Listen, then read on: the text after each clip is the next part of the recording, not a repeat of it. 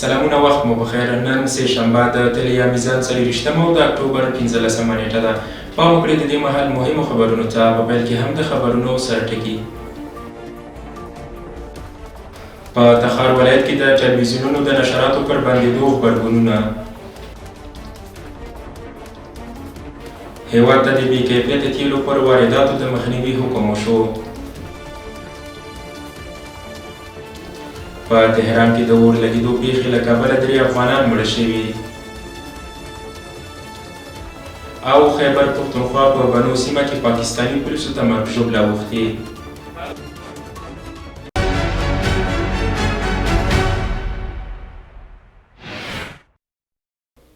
اوس هم بشپړ خبرونه. زه وحیدالله توحیدي یم. په افغانستان کې د امر بالمعروف و نهي عن المنکر د قانون له مخې د زیر روح یا ژوندیو د عکس او ویډیو خپرولو په اړه بندیز راغلی. خو د دې قانون له نافذېدو وروسته په تخار او میدان وردګو ولایتونو څخه ویل کېږي چې تازه د انځوریزو رسنیو پر کار بندیز لګېدلی دی او د افغانستان د ملي راډیو ټلویزیون تر څنګ یو شخصي ټلویزیون هم خپل نشرات درولي دي. د خبریالانو ملاتړو ادارو دا چاره د رسنیو کمزورۍ او د بیان ازادۍ پر وړاندې خنډ بللی ده او تمه یې ښودلې ده چې د انځوریزو رسنیو پر وړاندې به له سخت چلند کار وانخیستل شي. د خبریالانو مدافعو ټولنو اندېښنه ښودلې که انځوریزې رسنۍ تړل کېږي، له یو خوا به اطلاعاتو ته د خلکو لاسرسی کم شي او له بلې لورې به خبریالان بېکاره شي.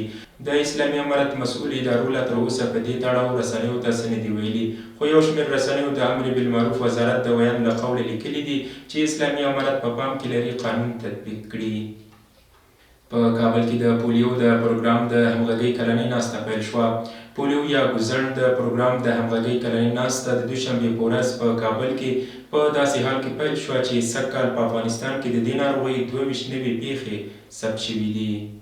په هغه خبرپاڼه کې چې د اسلامي امارت د عامې روغتیا وزارت پرون دوشنبې خبریالانو ته لیږلي، ویل شوي چې د دې کنفرانس ناستې به د دې وزارت د مسؤلانو، د روغتیا نړیوال سازمان د استازو، د پولیو یا ګوزڼ د محوه کولو پروګرام د مهمو شریکانو په ګډون تر راتلونکو 2 ورځو پورې دوام وکړي. په دې ناسته کې به د پولیو پر روانو پرمختګونو، د دې پروګرام پر موجودو ننګونو او د هغو لپاره د اغېزناکو حل لارو پر موندلو بحث وشي. سږکال په افغانستان کې د پولیو 22 او په پاکستان کې 28 پیښې ثبت شوي چې دا شمېر د تیر کال په پرتله 4 برابره زیاتې دي.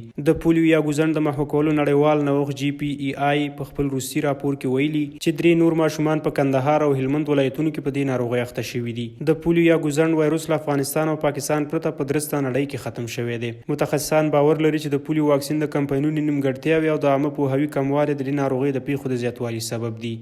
سمنګان کې د 2 جلا جلا ترافیکي پیښو له امله یو شمېر کسان ټپیان شوي. د یاد ولایت مسؤلین وایي یادې پیښې په مرکز ایبک او خلم ولسوالۍ کې رامنځته شوي چې له امله یې 14 تنه ټپیان شوي دي. د سمنګان ولایت د امنیې قماندانۍ ویان حشمت الله رحماني رسنیو ته ویلي، لومړی پیښه د سمنګان او بلخ پر لویه لار د مرکز ایبک په کمزار کلي کې د 2 کروړه ډوله موټرو د چپه کېدو له امله رامنځته شوي چې پکې 9 تنه ټپیان شوي دي.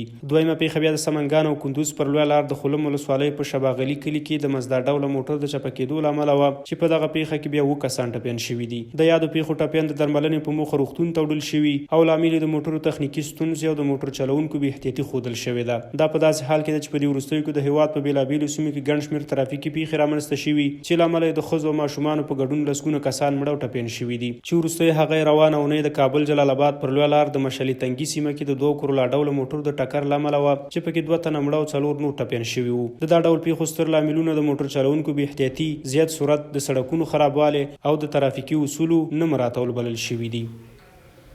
په تهران کې د اور لګېدو پیښې له کبله 3 افغانان مړه شوي. ایراني رسنیو راپور ورکړی چې 3 تنه افغان اتباع په تهران کې د اور لګېدو په یوه پیښه کې مړه شوي دي. د ایران د انتخاب ورځپاڼې د راپور له مخې په دې پیښه کې چې د یکشنبې په ورځ د تهران د شاداباد د اوسپنې په بازار کې وشوه 7 تنه نور ټپیان شوي دي. د اور لګېدو اصلي لامل لا هم نه دی څرګند شوی، خو ځینو عیني شاهدانو ویلي چې اور له شیندل کېدونکي رنګ څخه پیل شو. هغوی زیاته کړې چې شاوخوا 100 دوکانونه په دې بازار کې سوځېدلي او 3 افغان کارګران پکې مړه شوي دي. د مړه شوو افغانانو هویت تر اوسه پورې څرګند شوی نه دی. ملي بانک د کجکي برېښنا بند لپاره 12 میلیونه ډالر مرسته کوي. د کجکي د برېښنا بند د پروژې د مالي ملاتړ تفاهم لیک نن د افغانستان د برېښنا شرکت اجرایه ریاست، افغانستان ملي بانک د اجرایوي بورډ او د کجکي د برېښنا د انرژۍ د تولید شرکت ترمنځ لاسلیک شو.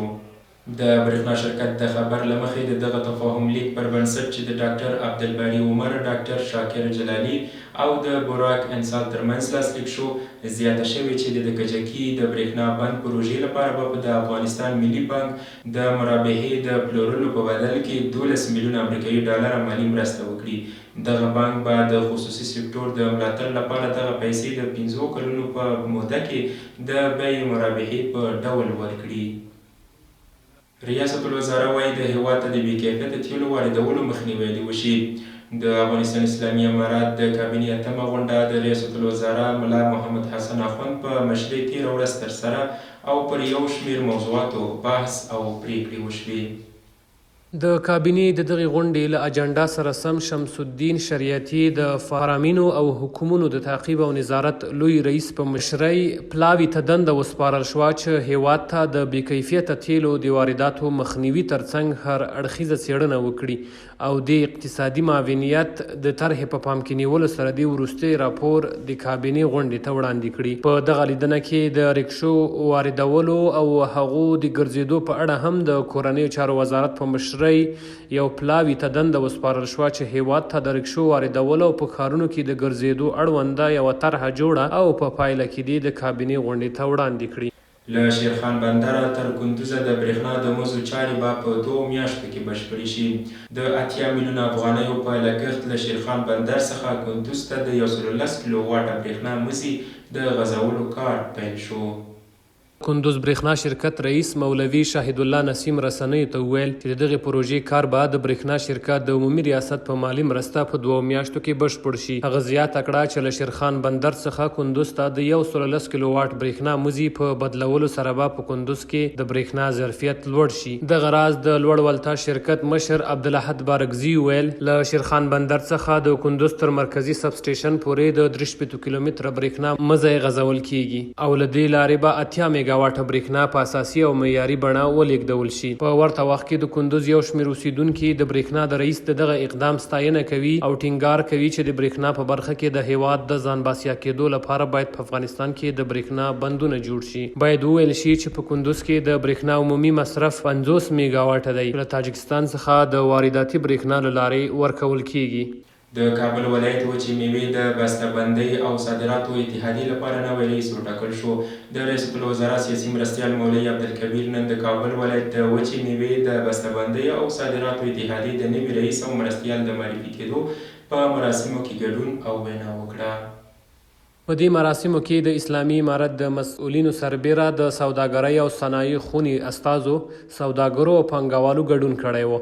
مولوي عبدالکبیر د وچې میوې د بسته‌بندۍ او صادراتو اتحادیې فعالیتونه د هیواد د اقتصاد پیاوړتیا لپاره مهم وګڼل او ویې ویل چې د لوړ کیفیت لرونکي میوې د صادراتو او تولید لپاره دا ډول هڅې یوه اړتیا ده. سیاسي مرستیال یادونه وکړه چې اسلامي امارت د سوداګرو هر ډول ملاتړ کوي او کوښښ کوي چې په هره برخه کې به د دوی د ستونزو د حل لپاره هڅې ونه سپموي. مولوي عبدالکبیر د کابل د وچو میوو د اتحادیې د نوي رئیس ټاکل کېدو ته په اشارې سره وویل چې اړونده ادارې به ورسره همکاري کوي او د چارو د ښه والي په برخه کې به هر ډول مرسته کوي.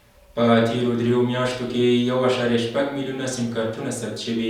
د مخابراتو او معلوماتي ټکنالوژۍ وزارت د معلوماتو له مخې اوس مهال په ټول هیواد کې 25 میلیونه سیم کارتونه فعال دي چې 14.9 میلیونه یې په قانوني ډول ثبت شوي او نور د ثبت لړۍ روانه ده. د یاد وزارت د مسؤلینو په خبره یوازې په تیرو 3 میاشتو کې 1.8 میلیونه سیم کارتونه ثبت شوي دي. د دغه وزارت مسؤلینو همداراز ویلي د تیر په پرتله اوس مهال د سیم کارتونو د ثبت په څانګو کې د کارکوونکو شمیر زیات شوی چې ورسره په یاده پروسه کې چټکوالی راغلی دی. په ورته وخت کې یو شمیر هیوادوالو د سیم کارتونو د ثبت پروسه ګټوره بللې او غوښتنه یې کړې چې په دې برخه کې لا نور پرمختګ ته اړتیا ده. د سیم کارت ثبت او راجستر کول د امنیتي او جنایي پیښو د مخنیوي همداراز د ځینو شبکو لخوا د ځانګړو وړاندیزونو لپاره مهم یاد شوي دي. د یادونې وړ ده چې د مخابراتو او معلوماتي ټکنالوژۍ وزارت تر دې وړاندې هم د میلیونونو سیم کارتونو د ثبت خبر ورکړی و. کاپیسا کې د 14 میلیونو افغانیو په ارزښت روغتیایي انسټیټیوټ جوړیږي. د عامې روغتیا وزارت مسؤلین وایي یاد انسټیټیوټ د کاپیسا په دګاب ولسوالۍ کې د افغانستان لپاره د ناروې کمیټې په مالي ملاتړ جوړیږي چې چارې یې تېره ورځ دوشنبه پیل شوي. د مسؤلینو د معلوماتو له مخې دغه انسټیټیوټ په 2 پوړونو کې په 4 جربه ځمکه جوړیږي. مسؤلین وایي دغه پروژې چارې به د 1 کال په موده کې بشپړ شي چې په ترڅ کې به ګڼ شمېر کسانو ته د کار زمینه هم برابر شي. د مسؤلینو په خبره یاد انسټیټیوټ به 15 درسي خونې، شنه ساحه او یو شمېر نورې اړینې اسانتیاوې ولري. په ورته وخت کې دغه سیمې اوسیدونکي د یاد انسټیټیوټ د کارونو په پیل خوښ دي او له دولت څخه د ورته نورو پروژو د پلي کولو غوښتنه هم کوي. د یادونې وړ ده چې د دې وړاندې هم د کاپیسا ترڅنګ د هیواد په شمېر نورو سیمو کې ورته انسټیټیوټونه جوړ او ګټې اخیستنې ته سپارل شوي دي.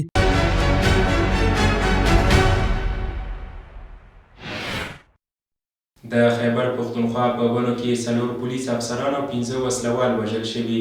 د پاکستان په خیبر پښتونخوا ایالت کې د اکتوبر په 14مه لږ تر لږه 4 پولیس افسران او 15 وسلوال وژل شوي. یو پولیس افسر چې د نوم له څرګندولو یې ډډه کوله رسنیو ته ویلي دا کسان وروسته له هغه ووژل شو چې وسلوالو د پولیسو په مرکز برید وکړ.